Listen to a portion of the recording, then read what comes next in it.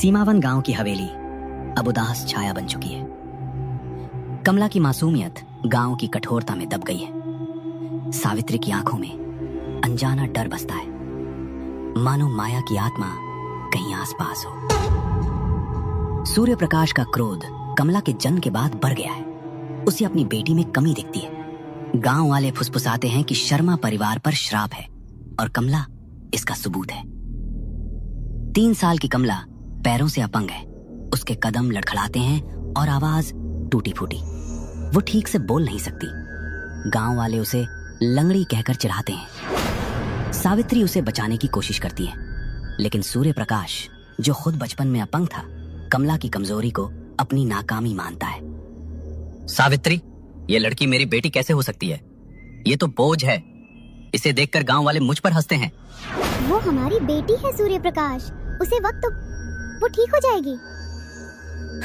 ठीक? ये कभी ठीक नहीं होगी। इसके जैसी कमजोर चीज मेरे खानदान में नहीं चलेगी।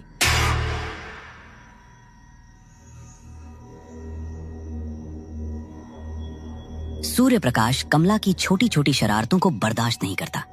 अगर वो लड़खड़ाकर चलती या बड़बड़ाती तो वो उसे रस्सी से बांधकर हवेली के ठंडे अंधेरे खलिहान में रात भर छोड़ देता। खलिहान की दीवारें कमला की सिसकियों को निगल लेती थी। सावित्री चुपके से उसे खाना देती, लेकिन सूर्य प्रकाश के डर से चुप रहती। कमला की आंखों में डर और अकेलापन बस गया था। कमला का 8वां जन्मदिन आता है। हवेली में कोई उत्सव नहीं, बस सन्नाटा। रात के 12 बजते हैं और कमला अपने अंधेरे कमरे में अकेली है। बाहर हवा अचानक ठंडी हो जाती है। अचानक उसकी पुरानी अलमारी की दरवाजा धीरे धीरे खुलता है और एक भयानक साए साया की आवाज गूंजती है। कमला डर से सिकुड़ जाती है। कौन है? अलमारी के अंधेरे से एक आकृति उभरती है। माया। उसका चेहरा काला, आंखें खाली और शरीर विकृत। उसकी मुस्कान भयानक है, लेकिन आवाज में एक अजीब सी मिठास। मेरी बहन, डर मत, मैं तुझे कभी नहीं छोड़ूंगी। तू कौन है? मुझे अकेला छोड़ दे। अकेला? तू हमेशा अकेली थी कमला, लेकिन अब नहीं। मैं माया हूँ, तेरा हिस्सा। वो मुझे मारना चाहते थे, लेकिन मैं अभी भी हूँ तेरे लिए। माया, माँ ने तेरा नाम लिया था, लेकिन तू तो। हाँ, उन्होंने मुझे मारा, लेकिन मैं वापस आई हूँ। तू मेरी दोस्त बनेगी ना? हम साथ मिलकर सबको सजा देंगे। पापा को, गांव वालों को, सबको। सजा नहीं, मैं किसी को नुकसान नहीं पहुंचाना चाहती। तुझे कुछ नहीं करना मेरी बहन, बस मुझे अपनाना है। मैं तेरा दर्द समझती हूँ। देख, मैं सिर्फ तुझे दिखती हूँ क्योंकि तू मेरी है। माया का हाथ कमला की ओर बढ़ता है और कमला की त्वचा ठंडी पड़ जाती है। माया की आंखें चमकती हैं। अंधेरे में माया की फुसफुसाहट गूंजती है। हम हमेशा साथ रहेंगे कमला। अगली सुबह सावित्री कमला को कमरे में अकेली पाती है, लेकिन उसकी आंखों में एक अजीब सी चमक है। सावित्री का दिल डर से कांप उठता है। उसे लगता है कि माया की आत्मा अब कमला के करीब है। कमला, तू ठीक है ना? रात को कुछ हुआ? हाँ माँ, मैं ठीक हूँ। मेरी एक दोस्त से मुलाकात हुई। सावित्री की सांस रुक जाती है। वह मंजुला की चेतावनी को याद करती है और उसे यकीन हो जाता है कि माया की आत्मा अब कमला के साथ है। हवेली में एक भयानक सन्नाटा छा जाता है और बाहर हवा में एक ठंडी हंसी गूंजती है, मानो माया का बदला शुरू हो चुका हो। सूर्य प्रकाश शर्मा की हवेली, जो कभी गर्व का प्रतीक थी, अब एक अंधेरे रहस्य की कैद बन चुकी है। कमला 8 साल की हवेली का सबसे बड़ा रहस्य है। मंजुला की चेतावनी, माया की आत्मा का श्राप उसके दिमाग में चाकू की तरह चुभती है। हवेली में कोई अज्ञात शक्ति सांस ले रही है और हर रात एक नई अनहोनी का इंतजार करती है। एक रात माया बकरी के सामने रुकती है। उसकी उंगलियां बकरी की गर्दन में गड़ती हैं और वो उसे कच्चा खाने लगती है। उसकी आंखें काली चमक रही हैं। सूर्य प्रकाश जो रात की गश्त पर था, ये मंजर देखकर स्तब्ध रह जाता है। उसका चेहरा डर और गुस्से से लाल हो जाता है। कमला, तू ये क्या कर रही है चुड़ैल? बाबा, मैं वो हूँ जिसे तूने मारा था। सूर्य प्रकाश क्रोध में अंधा वो उसे कोड़े से मारता है, मानो उसकी आत्मा को निकाल देगा। कमला की सिसकियां हवा में गूंजती हैं, लेकिन उसकी आंखें अब भी चमक रही हैं। तुझे सुधार दूंगा। तू मेरी बेटी नहीं, शैतान है। शैतान? तूने मुझे बनाया बाबा? अचानक सूर्य प्रकाश पीछे हटता है, लेकिन माया तेजी से उस पर झपटती है। उसकी उंगलियां सूर्य प्रकाश की गर्दन में करती हैं। सूर्य प्रकाश की चीखें खलियान की दीवारों से टकराती हैं, लेकिन माया रुकती नहीं। वो उसका गला घोंट देती है और सूर्य प्रकाश की आंखें हमेशा के लिए बंद हो जाती हैं। सावित्री जो सूर्य प्रकाश का पीछा कर रही थी, ये सब देखकर चीख पड़ती है। माया, मेरी बच्ची, तूने ये क्या किया? वो तेरा बाप था। मेरा बाप? उसने मुझे जन्म लेते ही मारा मम्मी। मैं इतनी छोटी थी, सिर्फ सांस लेना चाहती थी।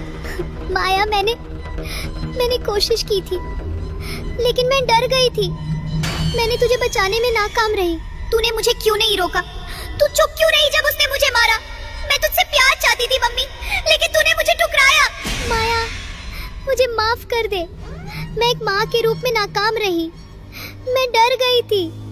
उस रात शैतान की शक्ति ने मुझे जकड़ लिया था। मैं कुछ नहीं कर पाई। माफ? अब माफी का वक्त नहीं माँ। तूने मुझे अकेला छोड़ा और अब तुझे मेरे दर्द का हिस्सा बनना होगा। माया सावित्री की ओर बढ़ती है। सावित्री पीछे हटती है, लेकिन माया की ठंडी उंगलियां उसकी गर्दन पर कस जाती हैं। सावित्री की आंखों में पश्चाताप और डर है, लेकिन माया रुकती नहीं। वो सावित्री का गला घोंट देती है। माया की हंसी हवेली में गूंजती है, मानो उसका बदला अब शुरू हुआ हो। उसी रात माया की आत्मा हवेली से निकलकर गांव में फैल जाती है। वो उन सभी को निशाना बनाया जो चुप रहीं, और नौकर जो सूर्य प्रकाश के सामने सिर झुकाए खड़े थे। एक एक करके उनकी चीखें गांव के सन्नाटे में डूब जाती हैं। माया उन गांव वालों को भी नहीं बख्शती जिन्होंने कमला का मजाक उड़ाया था। एक युवक को खेतों में घसीट कर मारा जाता है, दूसरे का शव कुएं में तैरता मिलता है। गांव में खौफ का आलम है और हर घर की खिड़कियां रात को बंद रहती हैं।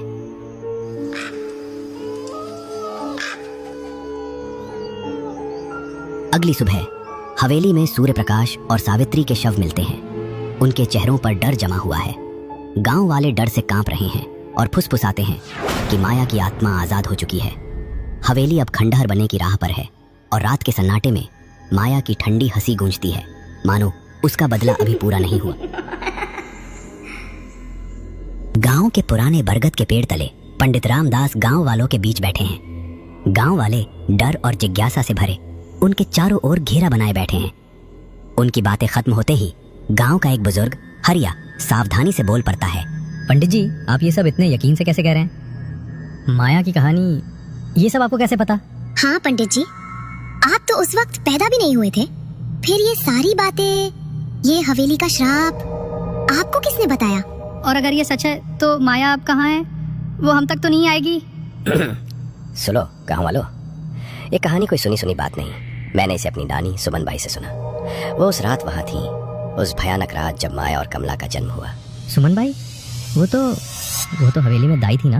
हाँ हरिया, मेरी नानी सावित्री के प्रसव के वक्त हवेली में थी। उन्होंने अपनी आंखों से वो सब देखा, सावित्री की चीखें, शैतान की छाया और माया का जन्म। उन्होंने देखा जब सूर्य प्रकाश ने माया को मारा और कमला अचानक जीवित होकर रोने लगी। फिर क्या हुआ पंडित जी? मेरी नानी ने मुझे बताया कि उस रात हवेली में कुछ टूट गया। माया की आत्मा ने उसी पल बदला लेने की कसम खाई। नानी चाहती थी कि सावित्री को सच बता दें, लेकिन डर के मारे चुप रहीं।